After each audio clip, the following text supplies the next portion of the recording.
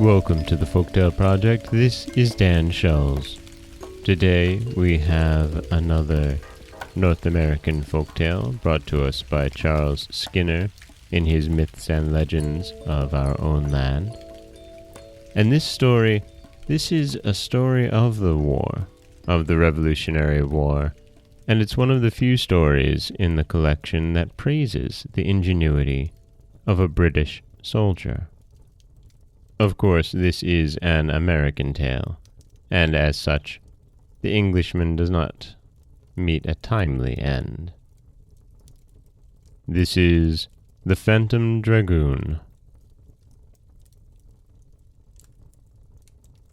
The height that rises a mile or so to the south of Newark, Delaware, is called Iron Hill, because it is rich in hematite ore. But about the time of General Howe's advance to the Brandywine, it might have well won its name because of the panoply of war, the sullen guns, the flashing swords, and glistening bayonets that appeared among the British tents pitched on it. After the Redcoats established camp here, the American outposts were advanced, and one of the pickets was stationed at Welsh Tract Church. On the first tour of duty, the sentry was thrown into great alarm by the appearance of a figure robed from head to foot in white, that rode a horse at a charging gait within 10 feet of his face. When guard was relieved, the soldier begged that he might never again be assigned to that post. His nerves were strong in the presence of an enemy in the flesh, but an enemy out of the grave, he would rather desert than encounter that shape again.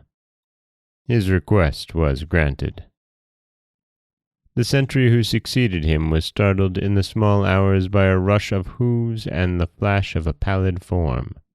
He fired at it, and thought that he heard the sound of a mocking laugh come back.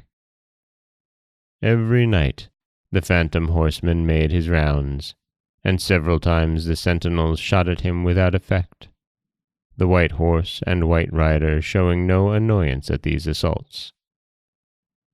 When it came the turn of a skeptical and unimaginative old corporal to take the night detail, he took the liberty of assuming the responsibilities of this post himself.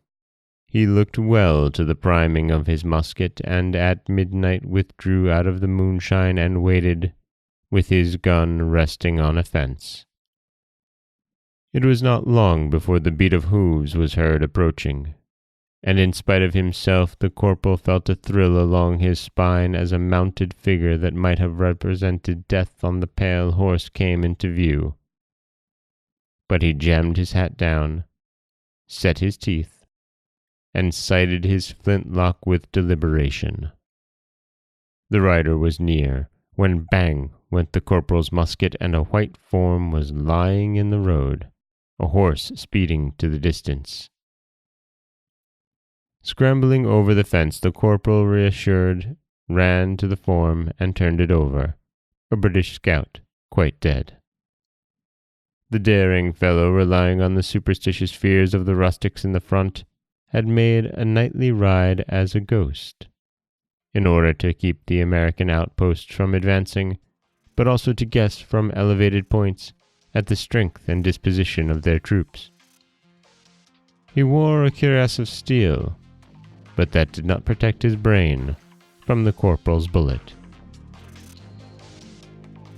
And that is the Revolutionary War tale of the Phantom Dragoon, a story that praises the ingenuity of a young British scout during the Revolutionary War, although it more greatly praises the corporal who shoots him dead. This is Dan Schulz for the Folktale Project. Don't forget that you can subscribe to the podcast on Apple Podcasts, Stitcher, Google Play, Overcast, anywhere you like to get your podcasts. You can follow us on Twitter at Folktale Project. You can find us on Auto Radio, TuneIn Radio, iHeartRadio, Spotify, anywhere you like to listen. And you can always head over to folktaleproject.com, where you'll find a new story waiting for you every Monday, Wednesday, and Friday.